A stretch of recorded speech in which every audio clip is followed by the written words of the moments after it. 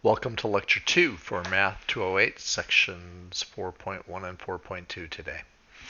Let's just get started, see what we've got going on. There's going to be, in the discussion, we'll talk about it. We'll talk about the homework that'll be due. But goals for today are to understand and apply solutions for a system of linear equations. We're going to do solutions graphically by substitution, and then by elimination by addition. All of these are subjects that you should previously have covered in algebra classes. Then we're going to take a look at some newer material that you perhaps have never seen before, and we're going to talk about and describe and understand the basics of a matrix. And then we're going to convert a system of linear equations into an augmented matrix. We're going to talk about what's allowable as far as row operations for a matrix, and then we're going to analyze reduced matrix forms for the types of solutions. And as I go through this, there should be a couple things that will begin to make a little bit more sense. Anyways, I'm going to turn off my video right now, and let's get to it. So section 4.1 is systems of linear equations. And a system of linear equations is just more than one equation and of a line. There might be multiple variables, but typically in this section we're only going to deal with two variables. And it's going to basically look like what we have here. There's a number of different ways to solve these. The way that you're probably most familiar with, the simplest and easiest ways, is just literally to graph the lines. Typically we graph the lines, and so it is important to be able to recall and understand how to graph a line, and we'll review that a little bit, but you should also understand how to do that. When you graph a line, there's a number of different ways, different possibilities you might have after you do that. For an example problem, number 15, we have the equation of two lines, m plus 2n equals 4, and 2m plus 4n equals 8. So we have these two equations. The easiest approach to it is set m equal to 0. When we set m equals to 0, I'm going to change which pen I'm using. When we set m equal to 0 for the first equation, then n will equal 2. So you'll have 2n equals 4, therefore n equals 2. That's what we're saying here. In the second equation, and then still in the first equation, then we set n equal to 0. Setting n equal to 0 in the first equation, we have m equals 4. If there's any questions about that, you should go ahead and ask me. For equation b, we set m equal to 0. And then we have n equals minus 2. So for n equals minus 8, so therefore n equals minus 2. Setting n equal to 0, we have that 2m equals minus 8, so that would be minus 4. So that's where we're coming up with these values here. We take these and we graph them. So we graph the equation A. We know that there's an intersection at 0, 2. And 4, 0. That's what these two are. And for this, we have an equation of minus 4, 0, and 0, minus 2. So the solution is, so the question is, what is the solution to these two equations? Well, there is no solution to these two equations. These two lines never ever intersect. As long as they don't intersect, there is no solution. So for there to be a solution, they must intersect.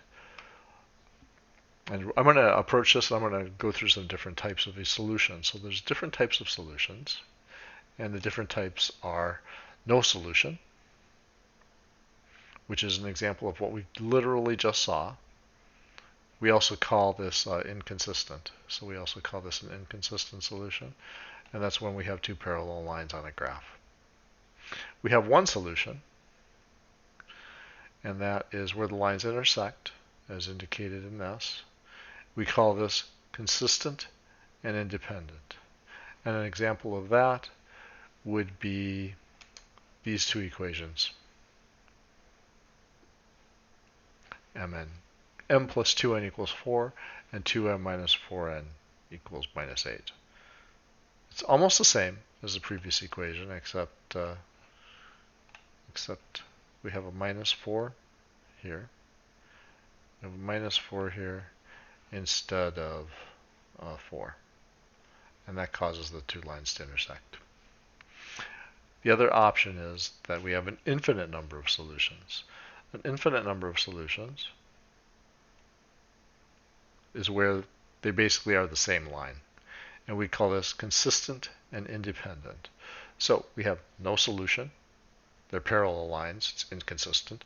One solution where the lines intersect, consistent and independent, and infinite solutions where it's basically the same line. And we call that consistent and dependent. There's a number of different ways for solutions, and we just did the graphical method. But we're definitely going to use other methods as we go through this.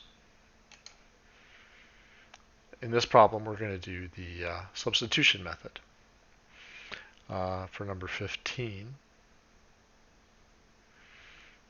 So for the substitution method, we will solve equation A. We'll solve equation A for m. When we do that, we have m equals 4 minus 2n. And then we substitute that into equation B. So every place there's an m, we substitute 4 minus 2n. So 2 times 4 minus 2n plus 4n minus 8 equals minus 8. Multiplying that out, we have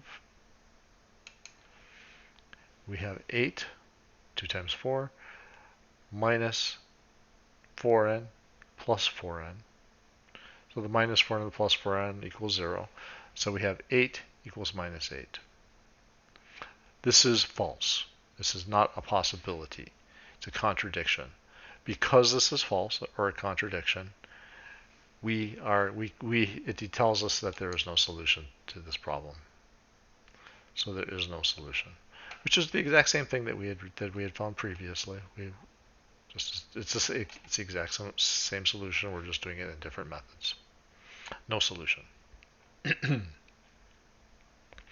Now we're going to use the elimination by addition method to show this. When we do the elimination by addition method, this is a method that's more easily extended to a system of more than 2 variables or more than 2 equations. Using this method, you can interchange any 2 equations, you can multiply any equation by a non-zero constant, and you can add a constant multiple of one equation to another. This is something that you've seen in algebra. You may have to refamiliarize yourself with it, but that's okay. We're going to redo problem 15 one more time. Only this time we're going to use the elimination by addition method. So we're going to add 2 times equation A to equation B. So when we do that, we end up with, this is 2 times equation A. So minus 2 times it. So minus 2m minus 4n equals minus 8. Just straight up adding these together, we get 0m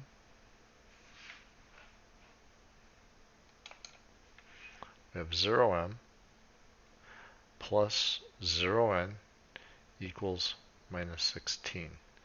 So we have 0 equals minus 16. Again, we have a contradiction, which again informs us that there's no solution. So you should be able to come up with the same result regardless of the method that you use. We have 3 different methods to use: the elimination by addition method, the substitution method, and the graphical method.